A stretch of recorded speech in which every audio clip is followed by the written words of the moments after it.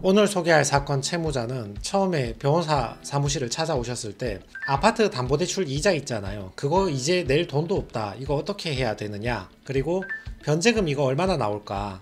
여기에 대해서 굉장히 고민이 많으셨던 분입니다. 이분은 주식, 코인, 토토 이런 거 탕진 사유가 하나도 없었고요.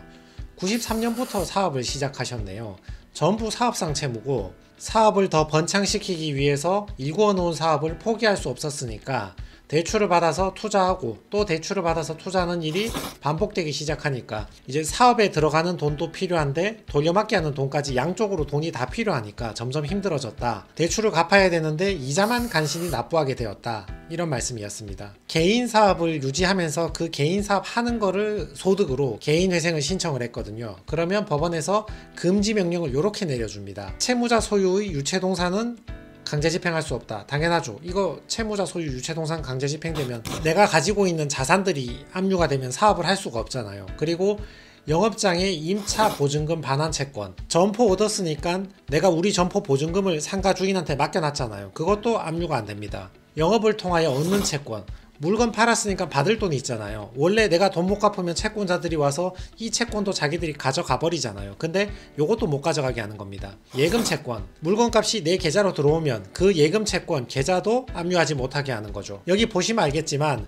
시설 집기나 내 점포에 대한 보증금 그리고 거래처에서 받을 돈, 거래처에서 받은 돈이 들어온 예금 계좌 이런 것들에 대해서 가압류나 강제집행을 막아서 내가 안정적으로 계속 사업을 영위할 수 있도록 그래서 사업해서 돈 벌어서 변제금을 낼 수 있도록 분할 변제할 수 있도록 이렇게 하는 것이 개인회생 금지 명령의 취지입니다. 자, 이거 납부 확인서인데요. 개인회생하면 비용 얼마 내는지 궁금하신 분들 있잖아요. 자세히 봅시다. 인지대 납부 27,000원, 송달료 납부 38만원. 송달료는 사람마다 다릅니다. 채권자 수에 비례해서 송달료가 많이 나오니까 보통 2-30만원 내외다 이렇게 생각해 주시면 좋고요. 요거는 예납금 15만원 납부한 건데 법원에서 내 일을 처리해주는 사람들에 대한 인건비 이렇게 이해하시면 되고 송달료는 나의 채권자에게 내가 개인회생한다는 사실을 통지해주는 비용이다 이렇게 이해하시고 인지대는 우리 사법 행정 서비스 이거 이용하는 대가다 이렇게 이해하시면 좋겠습니다. 자, 재판 시작하자마자 제일 먼저 물어보는 게 뭐라고 했죠? 최근 채무죠. 최근 채무. 최근 1년 이내에 발생한 채권에 대해서 어디에 사용했는지 사용 내역을 소명하고 설명하지 못하는 부분은 청산가치에 반영해라. 우리는 청산가치 이상 변제를 해야 되잖아요. 그러니까 청산가치에 반영하라는 말은 변제금을 더 내야 되는 페널티를 부과받게 되는 것이다. 이렇게 이해하시면 되겠죠. 그 다음 나오는 게 과거 1년간, 최근 1년간 금융거래 내역, 은행 입출금 내역, 신용카드 내역서 제출하고 한 번에 50만원 이상 이체했든지 카드로 결제했든지 간에 그 50만원 이상 사용처는 어디에 썼는지 소명하고 소명하지 못하면 청산가치에 반영하라. 자동차, 세금 납부 내역을 보니까 자동차 세금을 낸 이력이 있던데 현재도 소유하고 있는가? 소유하고 있다면 청산가치에 반영하고 팔았다면 받은 돈이 있을 거잖아요. 얼마 받았는지 어디에 썼는지 설명해보라. 제대로 설명하지 못할 것이라면 청산가치에 반영해서 변제금을 더 내라. 이런 뜻이 됩니다.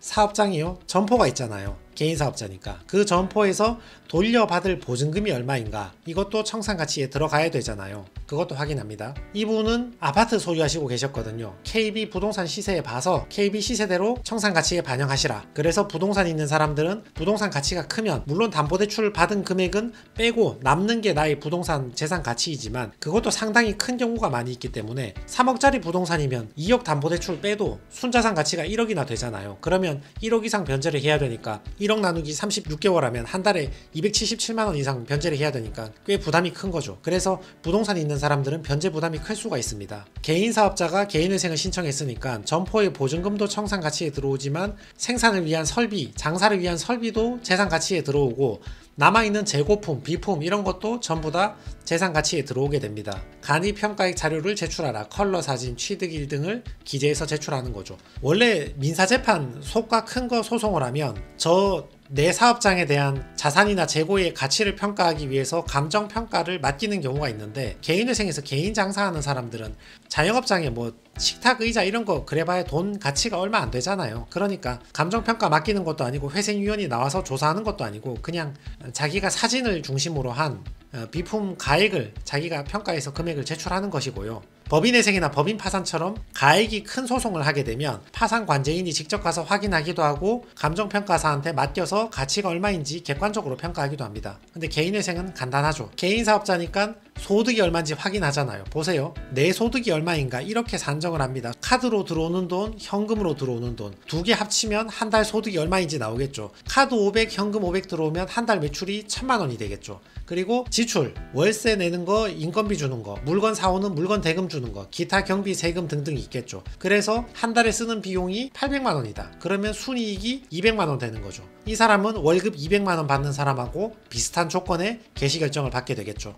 계좌 내역 제출해서 소명을 하는 겁니다. 내가 입출금 내역 보여주고 어디에 썼는지 소명하는 것이고요. 50만 원 이상 사용처 이렇게 소명하는데 보통은 컴퓨터로 입력하시는데 이분은 손으로 적으시는 게 더 편했나 봅니다. 이렇게 내가 쓴 돈 어디에 누구한테 줬다, 거래처 물건 대금 줬다, 월급 줬다 이런 식으로 표시하시면 큰 문제 없습니다. 요거 자영업장 사진이죠. 이 미신기계로 공장에서 뭐 제조하시는 거 이거 사진 찍어서 내셨고, 가끔 이거 자영업 하시는 분들 많이 오시는데 이거 요즘에는 잘 없는데 예전에는 이거 많이 하셨잖아요. 주택가 이런 데 보면 반지하 이런 데 보면 방 하나 구해가지고 미싱하는 사모님들 몇 명 모셔놓고 이렇게 사업을 많이 했었죠. 요즘은 잘 없는 사업인데 워낙 사양 산업이고 부가가치가 높지가 않다 보니까 요즘엔 잘 보기 힘든데, 이건 뭐냐면 법원에서 그 아파트의 시세가 3억 2천에서 4억 8천 사이에 있으니까 KB 시세가 있잖아요. 그러니까 그 가운데 값인 4억 원으로 아파트의 가치를 평가하는 게 좋겠다 이렇게 보정 권고를 내려준 것이고, 변호사 입장에서는 의견을 밝혀서 그게 3억 2천에서 4억 8천 사이에 팔린 게 맞는데 최근에 부동산 경기도 안 좋고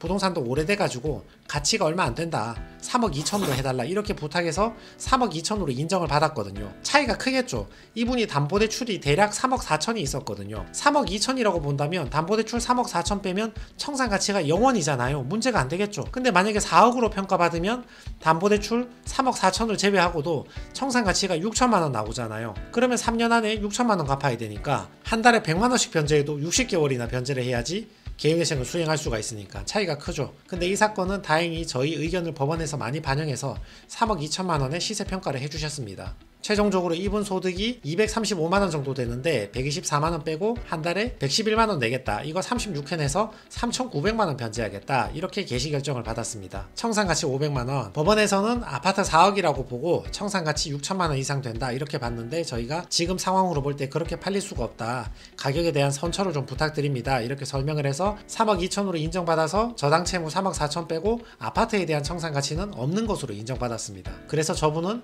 원금의 12% 변제하고 88% 탕감받게 되는 거죠. 이자는 전부 탕감이고요. 저 아파트가 경매에 넘어가서 혹시 채무가 남는다면 그 남는 채무까지 예상되는 금액을 포함한 결과 3억 3천만 원 채무 중에서 3,900만 원 변제하고 나머지는 탕감받는 것으로 개시 결정을 받았습니다. 개시 결정입니다. 23년 11월에 신청해서 5월 달에 개시 결정을 받았죠. 개시 결정 받는데 6개월 정도 걸렸는데 아무래도 부동산이 있다 보니까 그게 시세가 4억이냐 3억 2천이냐 여기에 대해서 입씨름하고 서로의 의견을 계속 피력하다 보니까 재판이 조금 더 길어진 경향이 있습니다. 자, 그래서 정리해 봅시다. 아파트 이자 낼 돈도 없다 이런 분들 있잖아요. 예를 들어서 내가 이자를 낼 만한 형편이 되면 저당권자, 내 아파트의 저당권을 설정한 은행에 양해를 구해서 이자를 내면서 계속 살아야 되고, 은행에서 양해를 해주지 않으면 경매에 넘어갈 운명이거든요. 근데 이분처럼 어차피 이자 낼 돈도 없다, 지금 하는 자영업도 돈이 거의 안 된다, 이런 분들은 무리해서 아파트 이자 내지 마시고요. 저거는 그냥 경매에 넘어가는 게 더 나을 수도 있습니다.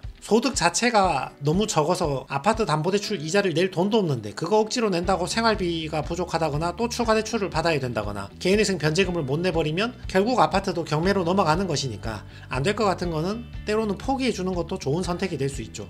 그리고 그 아파트가 경매에 넘어갔을 때 아파트가 너무 싸게 팔려서 저당권자가 자기 채무 전액을 못 가져갈 수 있잖아요.